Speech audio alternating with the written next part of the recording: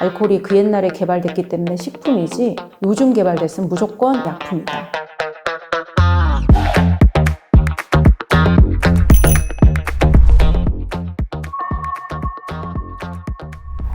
안녕하세요. 보바스 기념병원장 나혜리입니다. 저는 신경과 의사고요. 오늘 제가 치매에 대해서 소개 말씀을 드리도록 하겠습니다.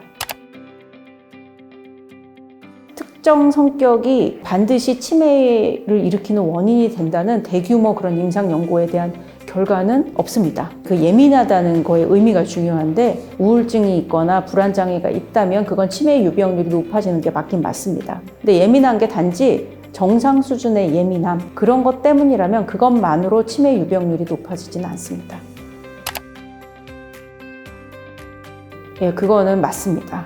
담배는 심장과 혈관계에 모든 데 악영향을 미치는 위험 요소로 이미 확고하게 증명이 됐기 때문에 담배를 많이 피면 많이 필수록 혈관이 쪼그라들고 그것이 뇌 손상을 일으키게 되고 치매를 일으키게 된다는 것은 너무나 자명한 일이 되겠습니다.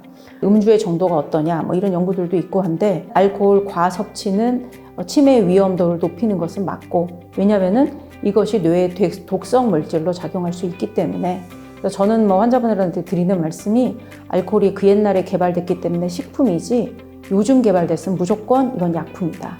이렇게 설명을 드려서 과음은 좋지는 않은 건 확실합니다. 여성 호르몬의 레벨이 떨어지게 되면 치매 위험도를 높일 수 있다. 이런 연구들도 과거에 좀 있기는 했고요. 그래서 여성 호르몬을 복용을 하는 것이 치매 예방에 도움이 된다라는 과거 연구들도 있었습니다. 그러나 지금은 꼭 그게 근거가 높지는 않다. 임신과 출산도 영향이 있을 수도 있지만 그렇지 않다는 반론도 만만치 않기 때문에 거기에 대해서는 확립되지 못했고요. 치매의 확정적인 유전자는 한 6개 정도 알려져 있고 가족형 알츠하이머병, 파킨슨과 관계된 치매 이런 질환들이 있습니다. 그러나 이거는 아주 희귀한 그런 유전자입니다. 치매와 유전자와는 상관이 있는 것은 사실이긴 합니다만은 전체 치매 환자를 놓고 보면 그 유전자의 영향은 10% 미만이기 때문에 유전적인 경향이 아주 큰 질환은 아니라고 볼 수 있습니다.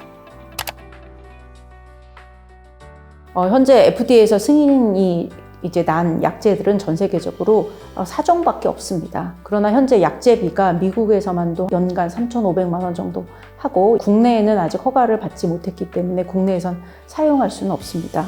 그 밖에 이제 뇌출혈과 뇌부종과 같은 부작용률도 20-30% 되기 때문에 아주 고비용으로 고위험도로 적용이 가능하긴 하겠지만 국내에서 널리 쓰이기에는 시간이 좀 더 필요할 것으로 생각합니다.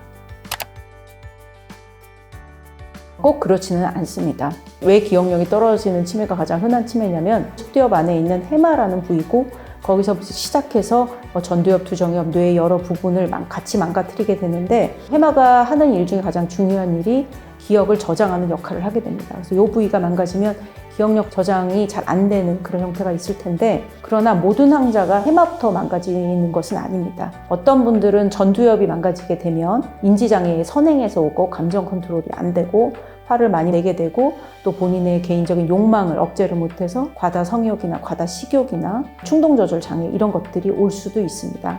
또 그 밖에는 언어 기능이 떨어져서 대화의 단어가 생각이 나지 않고 입에 맴맴 돌기만 하고 이런 대명사만 이렇게 사용하는 언어 유창성 저하의 그런 치매도 존재할 수가 있습니다. 어떤 환자는 보면 원래 굉장히 길찾기를 잘하는 분이었는데 운전하는데 갑자기 좌회전인지 우회전인지 이쪽 길인지 저쪽 길인지 생각이 안 날 수도 있는 시공간력 장애로 올 수도 있고 판단력 장애로 올 수도 있고 뇌는 굉장히 많은 기능을 유지하기 위해서 역할을 하기 때문에 특정 부위가 망가지게 되면 기억 장애가 없어도 다른 인지 기능이 먼저 떨어지는 형태의 치매도 존재할 수 있습니다.